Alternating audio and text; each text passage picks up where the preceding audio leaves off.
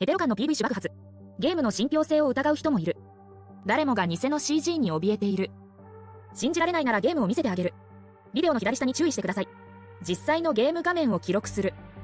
しかし、実際の状況は多くの人が経験したことがある。この現象の原因は、ダイナミックでダイナミックなものを作りたい。しかし、世界はそれほど難しくない。しばらく独学でアンリアルエンジンでもできます。しかし、この大きな世界を機械を動かすゲームに最適化して、非常に困難です。この機械は携帯電話ではありません。4090枚のカードを搭載したコンピューター。もう一つ例を挙げると、今年のテンセントナイトにもオープンワールドがありました。シリコン宇宙と呼ばれる。出た画面が1枚ずつ見えます。画質も時代遅れ。しかし、これは本当の記録です。ビデオの右下にもはっきりしています。エンジン以外のアニメーション。この基準でゲームを始めることができます。言葉でプレイヤーを混乱させないでください。制作陣がノアの心のレベルを出せなかったわけではない。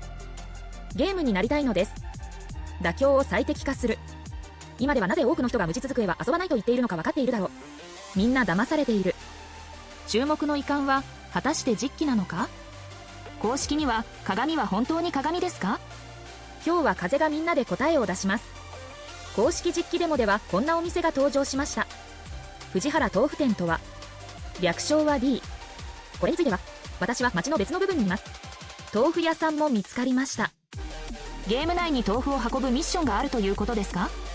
もちろんこれを皆さんに見せても無駄です。遠くのピンクの木を見てください。さて PV に戻りましょう。スローで豆腐屋の存在を発見する。カメラを追うとピンクの木が見えます。 PV と PV が同じ場所にあることは明らかです。まだ安心しないなら周囲の建物の色やスタイルを比較できます。すべて完全に一致する。そして実機で道路に走った。 PV の場所はこちらです。このウサギの店に注意。 PV のこの位置に対応します。実際の広場 PV にも登場している。これらの要素でイボンヌの骨董品店の場所を紹介します。最初の場所も見つけました。その後実機に戻る。我々は左折して下り坂に向かった。 PV ではこんな感じです。通りのピンクの木も同じです。実機では下り坂をたどってたこ焼き店にやってきた。店の向こうには海への道が見えます。道の先にはピンクの木があります。これは PV の木です。その木先実笛は海へ向かった。次に路地に入った。今回は PV の出番です。しかし急がないで。道が見えないのに。道は分かっている。実機が歩くコースは海辺と平行である。人の歩き方を予測し続けることができます。7回8回目を見ないでください。この路地を歩いているのは直線に近い。実機の中で曲がったところを見てみましょう。遠くに赤い小屋のある家が見える。道路の右側には赤い光がある。下には手すりが見えます。次に実機では左前方に曲がる。その後90度の直角を2回通過。実際には一周して元のルートに戻った。私たちが見た赤い物体が目の前のドアです。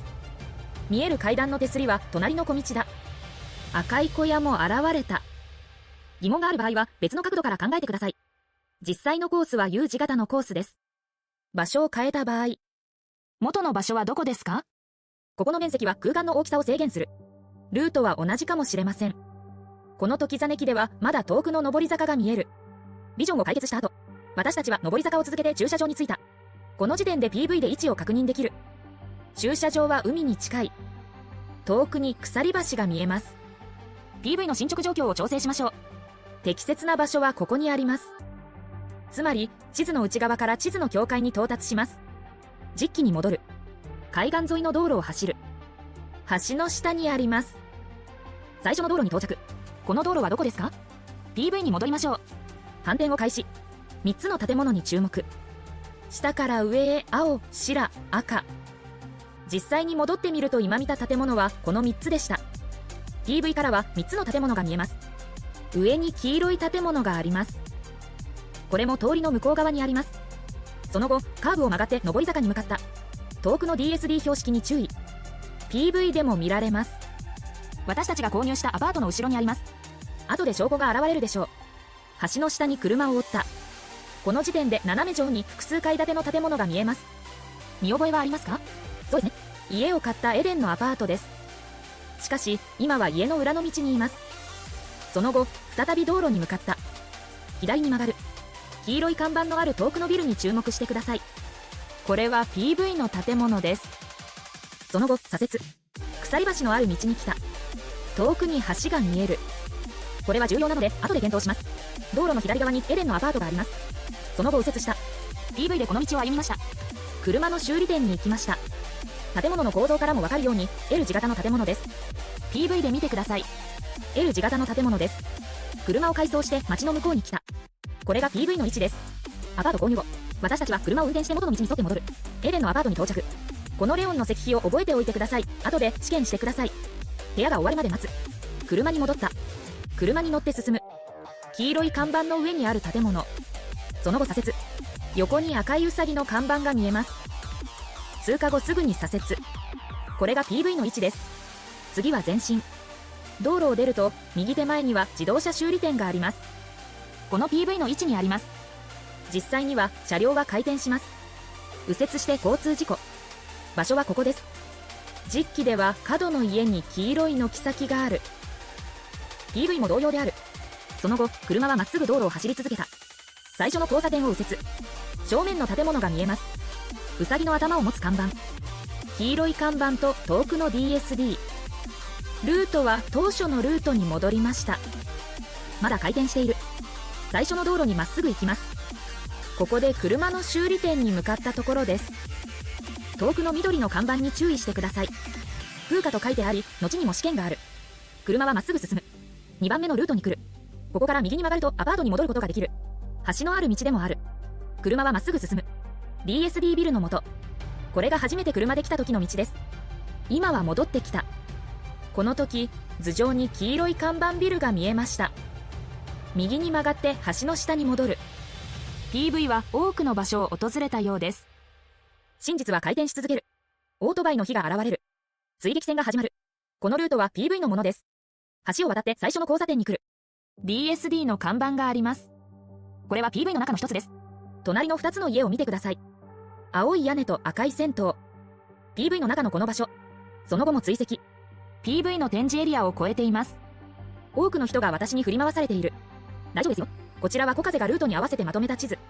本物の地図を作る。ネット発のリアルな地図。方向が少し間違っている。ルートの構造は問題ありません。PV のプレゼンテーションから、メートローは2つの地域に分かれている。遠くには生かした建物があります。もう一つは実機デモの橋町、レイエリアです。実際のデモンストレーションは基本的に橋の間のエリアを探索します。2回も許した。突然、街は想像以上に大きくなかったのでしょうか。しかし別の角度からも証明されました。PV は実際のコンテンツです。すべての詳細はマシンで確認できます。偽物の CG の心配もありません。これは半年前のバージョンです。今はもっと完璧になるはずだ。現在の展示から、素材の再利用があります。特に看板。都市を豊かにしたい。それはとても難しいことです。鏡の塔は多くのバージョンを経ている。今の頂点に到達した。実際のマシンはゲームのアイデアとデザインを示しています。方向は問題なし。次はよく磨く必要がある。風は何かを忘れたか？試験するものを言う。次は超ハード解析。まずは皆さんにお詫び申し上げます。最後の PV は間違いでした。第三者が事故に遭った時、風はオートバイに遭遇したと言った。しかしスローダウンすると事故はスケートボードのビジョンに遭遇するように見えます。つまり PV は完全なストーリーを提供します。アンティークショップがスケートボードビジョンをキャッチ。その後追跡。たまたま配達の3人組に出会った。PV では同じ夜に起こった。ルートを明確にした後、PV で起こったことを知っている。トリオの登場に戻りましょう。左側には DSD の看板が見えます。もっと前進して。右側は区間の看板。ウサギの看板もありました。ルートはこんな感じです。この角度を見てください。左側がプーカ、前方が歩道橋。遠くは鎖橋。ルートはこんな感じです。その後、車両は共有する。背景には鎖橋も見えます。でもそんなことは関係ない。重要なのはミントが対処するビジョンは阻害された建物がある領域にあることです。3人とも行方不明になった。しかし側面からも説明した。PV は実際のシーンで撮影された。撮影現象はない。以前の道は間違っていた。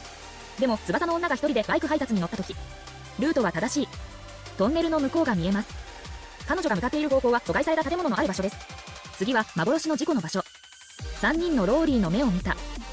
事故現場はイカビルの敷地内にあった。ミントもここにあります。白人男性がローリーを連れて行くと、場所はエデンのアパートに移動しました。隣にはレオンの石碑がある。ここでようやくビジョンが解けました。これはビジョンの脱出力がまだ強いことを示しています。一方ここまで逃げてやっと解決された。これもまた詐欺師の通常の詐欺です。全てが自然に流れるように見える。実際はカット後に作られた。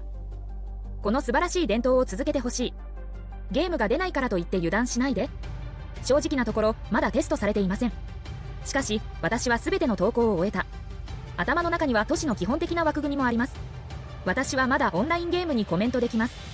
現在の道はやや不合理である。実クエがエデンアパートに行く例を取る。なぜ迂回が起こるのか。それが唯一の道だからです。つまり遠回りでしか目的地にたどり着けない。制作チームが二重線をデザインしたいのは良いアイデアでした。しかし上と下のリンクを作る方法も考えてください。都市のスカイラインをもっとプレイすることをお勧めします。道路はいつ閉鎖されますか？都市の設計に合格した。最初のテストで期待。もっと目に見える形が見えます。次回は棚卸しをしましょう。移管内部のリアルマシンの詳細とインスピレーション源。さて今期はここまで。別のタワーを体験するための風を見てください。